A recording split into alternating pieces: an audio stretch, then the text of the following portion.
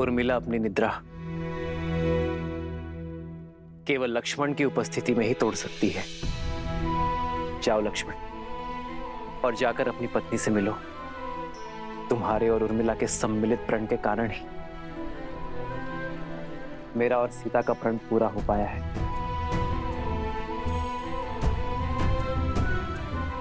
उर्मिला ने महल में रहकर इस घोर निद्रा का दंश भोगा है, किंतु अब सेवा और संकट का समय समाप्त हुआ मेरे भाई। अब तुम्हारा प्रथम कर्तव्य अपनी गृहस्थी संभालना है। ये शुभता पूर्वजों के गति के कारण आई है। जाओ लक्ष्मण, और उर्मिला को निद्रा से जगाओ।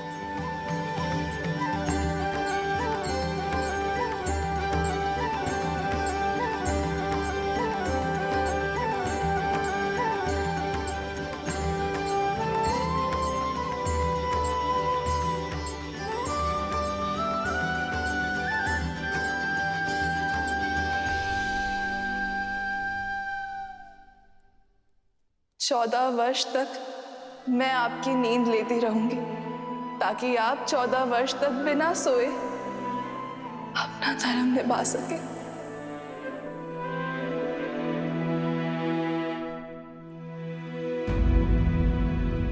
किंतु जो इतने वर्षों से नहीं जागी हैं, वो अभी जागेंगे क्या? मुझे तो बहुत घबराहट हो रही है। श्रुतकीर्ति, निद्रा 4 प्रकार के होते हैं: परिश्रम, मदिरा, मोह और दुख। परिश्रम से आई निद्रा सूर्य के प्रकाश से खुलती है। मदिरा से ऐसी निद्रा आती है जो चेतना के जागने से खुलती है। मोह की निद्रा ज्ञान प्राप्ति से खुलती है। और दुख से आई निद्रा मृत्यु का कारण बनती है।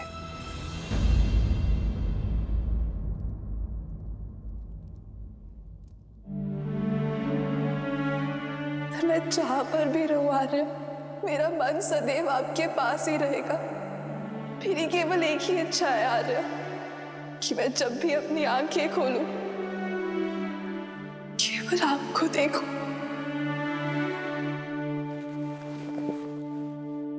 उर्मिला, कैसी अभागन हूं मैं। मेरे लक्ष्मण और उर्मिला मेरे कर्मों का भुगतान कर रहे हैं। नहीं मां, उर्मिला की निद्रा कोई श्राप नहीं है।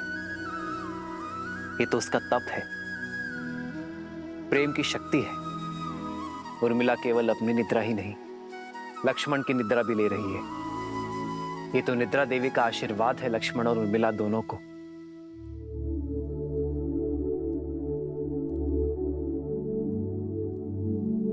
देखिएगा मां, लक्ष्मण के बुलाते ही उर्मिला अपनी निद्रा से जाग जाएगी। उठो उर्मिला, उठो उर्मिला, उठो उर्मिला। आंखें खोलो, देखो, आंखें खोलो, देखो, आंखें खोलो, देखो। मैं आया हूं, मैं आया हूं।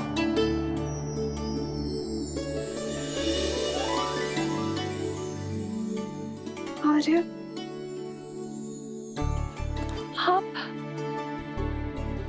हे महादेव, आपके वनवास के प्रस्थान का समय हो गया। आपके प्रस्थान हेतु सहायता करने के बजाय अपनी निद्रा पूरी कर रही थी। क्षमा कीजिए आर्य। कैसी क्षमा उर्मिला, अब किसी को कहीं नहीं जाना है। पर पिताश्री का वचन और राम भैया का प्रण पूरा हुआ उर्मिला। भैया का भी और तुम्हारा भी। अब एक प्रण मेरा है। जहां भी रहूंगा सदा तुम्हारे साथ रहूंगा। तुम्हारे प्रेम के सबल ने मुझे बहुत बल दिया है उर्मिला। इसके लिए बहुत बहुत धन्यवाद, कोटि कोटि धन्यवाद। क्या आप सच में 14 वर्ष तक अपलक जिए, बिना निद्रा के निकाल लिए? तुमने भी तो यहाँ 14 वर्षों तक बिना भोजन के बिताए हैं उर्मिला। तुम्हारी निद्रा ने मेरी थकान को हर लिया और मेरे भोजन ने तुम्हारे शरीर को पोषण दिया। दाम्पत्य जीवन का ये आदर्श, यही तो भैया ने हमारे माध्यम से संपूर्ण संसार को दिया है कि पति पत्नी दोनों एक दूसरे के पूरक होते हैं, जीवन के भी, प्राणों के भी और समर्पण के भी। और तुम्हारे समर्पण का तो कोई मूल्य ही नहीं है उर्मिला।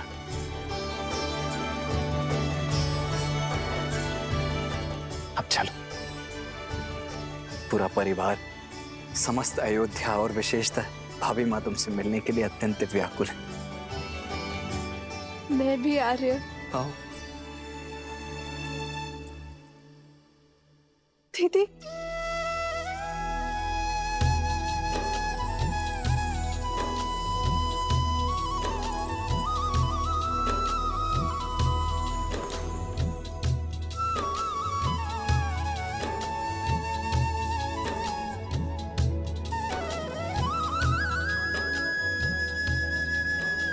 बालपन से लेकर आज तक मेरे हर निर्णय, हर कार्य में साथ दिया है तुमने।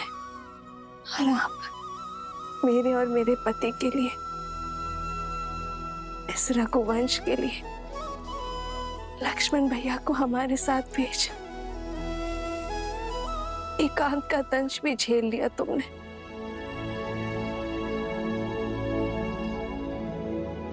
ना जाने ये ऋण कैसे चुका पाऊंगी मैं। और अब तुम मुझसे छोटी नहीं रही उर्मिला, तुम इस संसार के सबसे बड़े सतियों में से एक हो।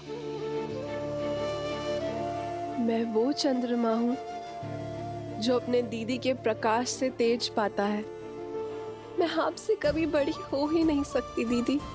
और रही बात बहनों के बीच, ऋण की बेड़ी नहीं, आलिंगन का बंधन होता है।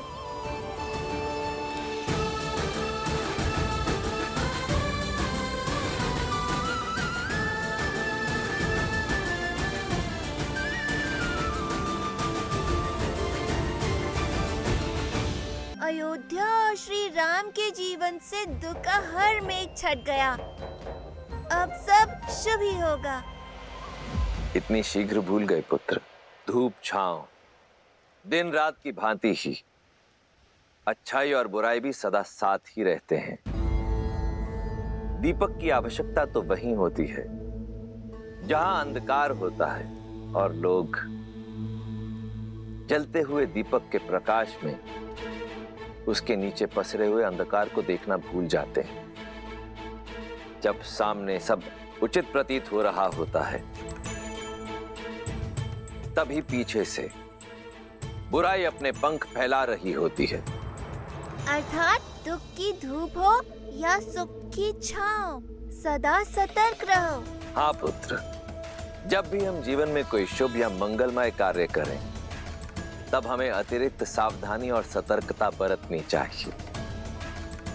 सत्य और धर्म की क्षमता पर विश्वास रखते हुए अपने तन मन को और अधिक दृढ़ करना चाहिए। प्रिय गणेश, वो देखो, श्री राम उसी योजना का शंखनाद कर रहे हैं। राम राज्य की स्थापना का आरंभ कर रहे हैं।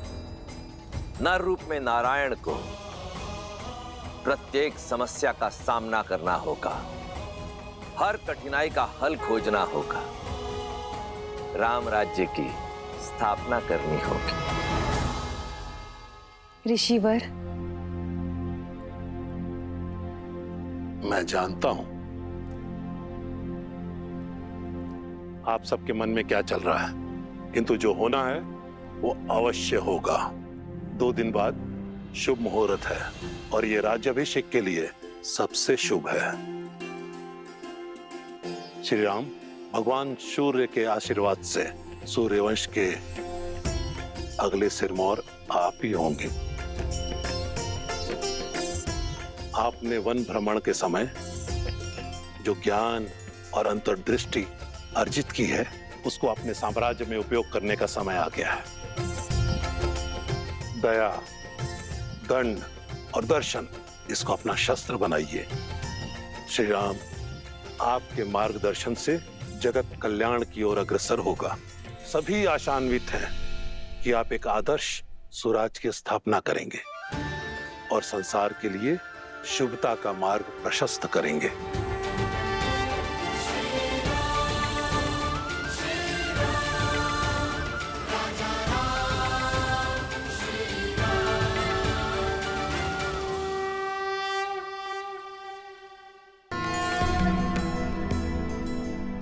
ऋषिवर, एक प्रश्न है जो बार बार मन को कचोटता है।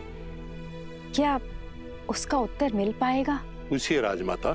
ऋषिवर, एक संतान माता या पिता का पाप या पुण्य भोगती है, तो मुझसे ऐसा कौन सा पाप हो गया कि मेरे पुत्र और पुत्रवधू को वन की पीड़ाएं भोगनी पड़ी? माता, जिनके कर्म और जीवन चक्र अंतिम पड़ाव पर होते हैं, अर्थात जो अपना अंतिम जीवन जी रहे होते हैं, उन्हें अकारण भी कष्टों का भागी बनना पड़ता है और जीवन की यह अंतिम परीक्षा देनी पड़ती है। अर्थात मेरे पुत्रों के पुत्रों को भी ये असहनीय कष्ट भोगने पड़ेंगे। माते, संसार के हर प्राणी का भाग्य सूर्य देव की पुत्री माता छठी के हाथों लिखा जाता है। इसलिए नवजात शिशु की कुंडली 6 दिवस के बाद बनाई जाती है। आप तो साक्षात सूर्य देव के वंशज हैं, सूर्यवंशी हैं। यदि आपकी पुत्र वधुएं आपके पूर्वज सूर्य और उनकी पुत्री छठी माता की आराधना करें, तो भविष्य में उनकी होने वाली संतानों के भाग्य में सुख और समृद्धि आना अटल है। छठी माता की कृपा से शीघ्र ही इस राजमहल में पालना भी बंधेगा और किलकारियां भी गूंजेंगी।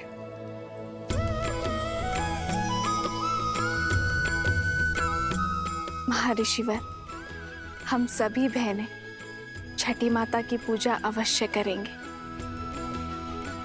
ऋषिवर, इस मन में मैं संदेह लेके आई थी, उस मन में आस भरने के लिए बहुत बहुत धन्यवाद।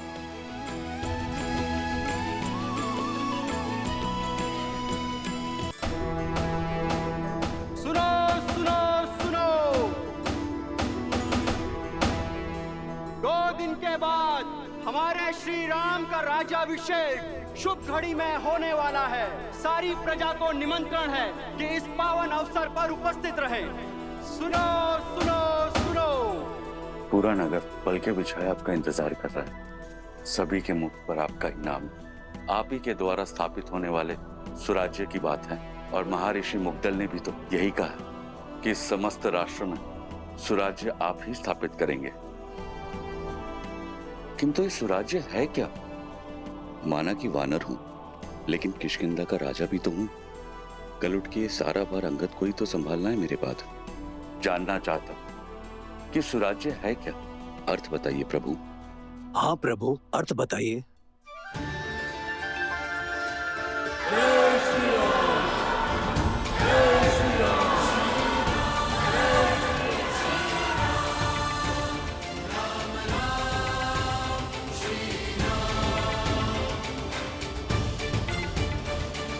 सुराज्य का अर्थ जानना था ना मित्र।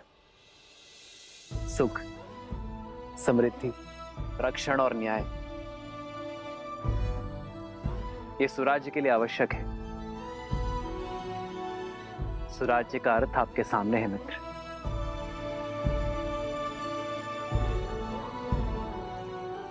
प्रजा के मुख पर जब खुशी हो, क्या वही स्वराज्य कहलाता है? जब राजा को देख प्रजा के मुख पर प्रसन्नता हो, वो सामान्य राज्य है। प्रजा के चेहरे पर जो स्मित है, वो एक सुखद बदलाव और समृद्ध भविष्य की अपेक्षा है। प्रजा को आशा होती है कि राजा उनके दुख सुनेगा, उनकी पीड़ा हरेगा। पर सुराज्य वो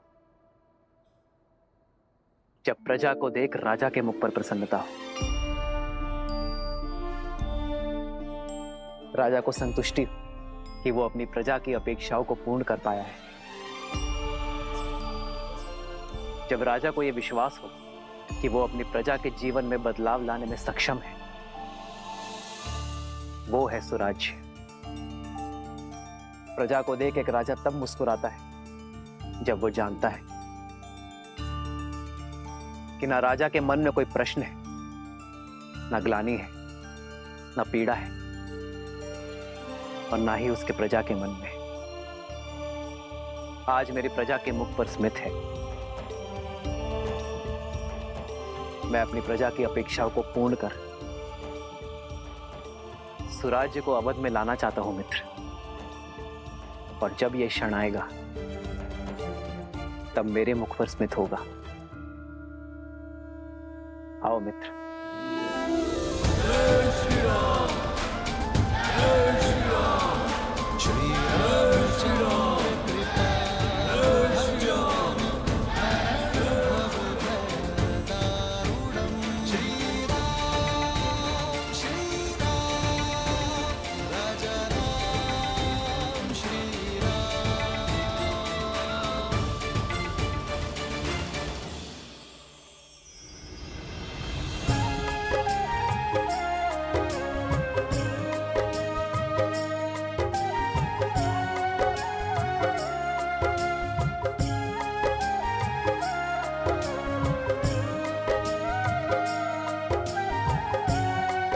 सीता दीदी, हमारे पग को कष्ट ना हो इसलिए ये सारा प्रयास हनुमान जी हमारे लिए कर रहे हैं,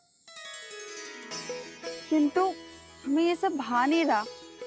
हनुमान केवल हमारे लिए नहीं कर रहा है श्रुतकीर्ति, हमारे पीछे हमारी प्रजा की स्त्रियां भी हैं। उन्हें कष्ट ना हो ये उसका उद्देश्य है। हाँ दीदी, पर ये सब केवल हमारे कारण ही हो रहा है ना? हाँ, ये आरंभ है और इसे रोज का नियम बनाना होगा। प्रातः की शुरुआत कहीं ना कहीं से तो होगी ना। स्वच्छता केवल धूल कंकड़ का निवारण नहीं करती, एक स्वस्थ जीवन की नींव भी रखती है। जब राज्य के लोग स्वस्थ होंगे तो हमारा राज्य भी स्वस्थ होगा।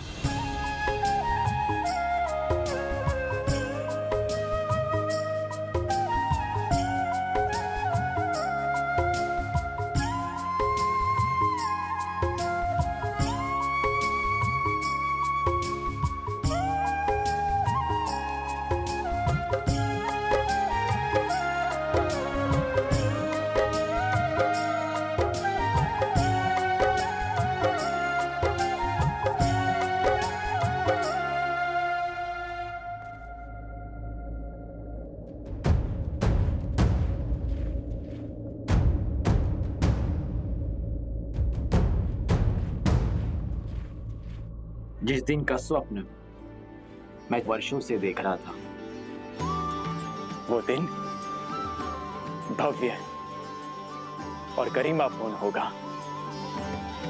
इसमें कोई बाधा नहीं आएगी। मित्र, आपके राज्य अभिषेक की पावन घड़ी, उसमें सेना का नियोजन, क्या आपकी प्रजा के मन में भय का निर्माण नहीं होगा कि होने वाले राजा अपने राज्य अभिषेक से पहले सुरक्षा का प्रबंध कर रहे हैं कि कुछ अघटित ना हो?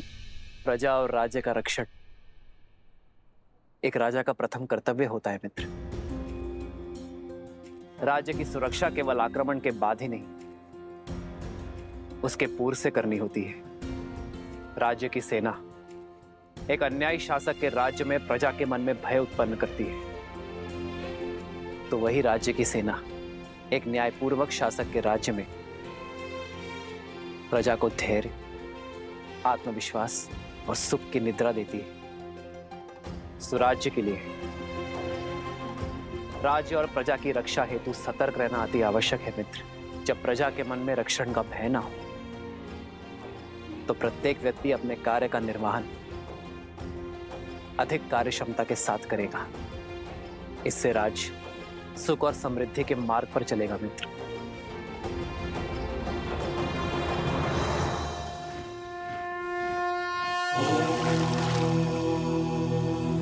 शाम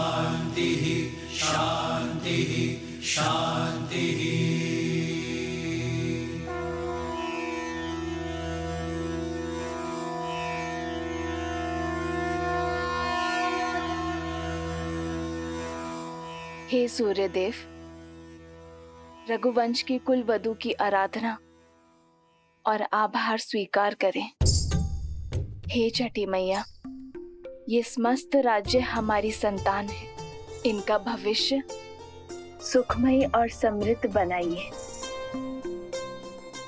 अपने तेज से हम सबके जीवन में सुख और समृद्धि का प्रकाश फैलाइए।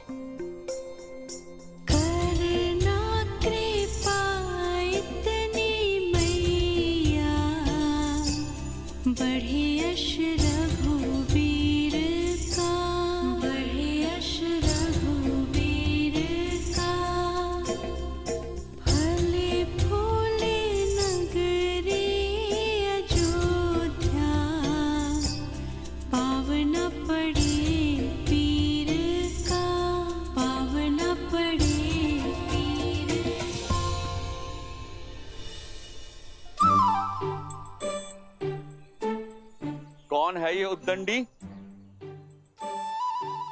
कहाँ छुपे हो? बाहर निकलो।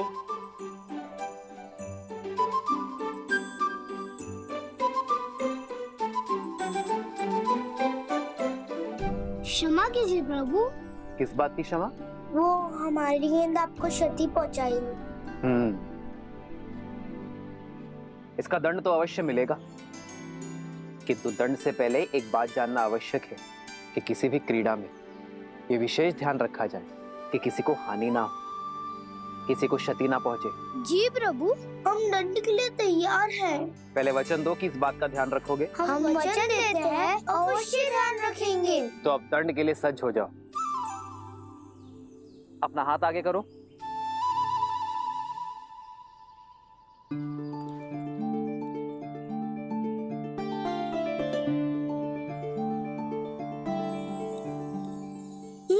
हमारे लिए? हाँ, तुम्हारी प्रामाणिकता के लिए। तुम दोनों छुपकर भाग भी सकते थे, परंतु तुम बुलाने पर आए, अपनी भूल स्वीकार कर दंड का सामना भी किया। यही प्रामाणिकता जीवन भर बनाए रखना। चलो अब एक और खेल खेलते हैं। ये देखते हैं कि तुम सब में सबसे वेग से कौन दौड़ता है।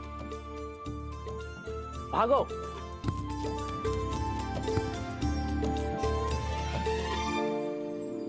मित्र, राजा का धर्म तो सेवा है। आपने जो इनको ये धन दिया, ये ना लगे कि आप अपने धन का प्रदर्शन कर रहे हैं। जब राजा अपने स्वर्ण और रत्न का प्रदर्शन करता है, तब प्रजा का राज्य के प्रति शक्ति और सामर्थ्य बढ़ता है। मित्र, एक राजा के लिए रत्न प्रदर्शन जितना आवश्यक है, उतना ही घातक धन का मोह है। जब राजा अपनी संपत्ति को लेकर निर्मोही होगा, तभी वो राज्य को सुराज्य की ओर ले जा पाएगा।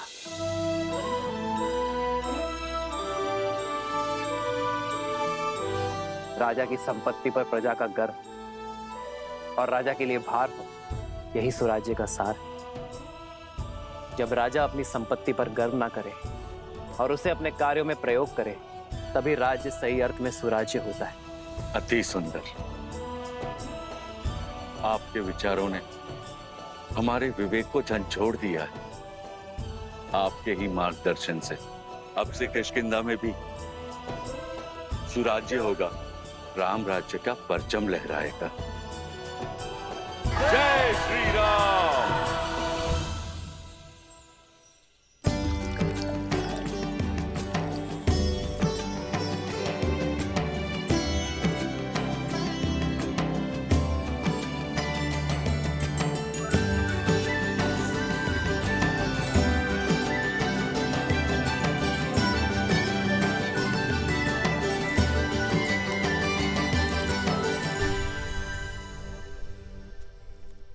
अपराधी हो तुम सब। कैसा अपराध? क्या अपराध किया है हमने? अद्भुत। पहले चोरी, ऊपर से सीना चोरी। पहले हमारे जीविका के साधन की चोरी की इन ब्राह्मणों ने, और अब तुम वैध हो। तुम मेरी पत्नी के उपचार और चिकित्सा के लिए मुझसे धन मांग रहे हो, उसके प्राण बचाने के बजाय।